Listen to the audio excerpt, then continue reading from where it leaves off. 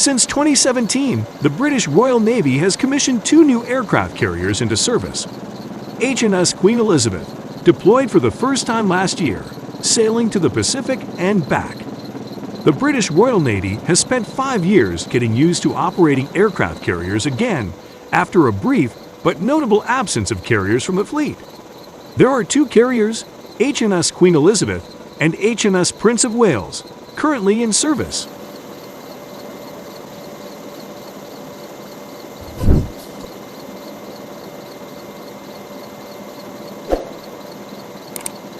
The Royal Navy now has 2 carriers in service. Its flagship, HMS Queen Elizabeth, was commissioned in 2017 and is preparing to deploy with the UK-led Joint Expeditionary Force.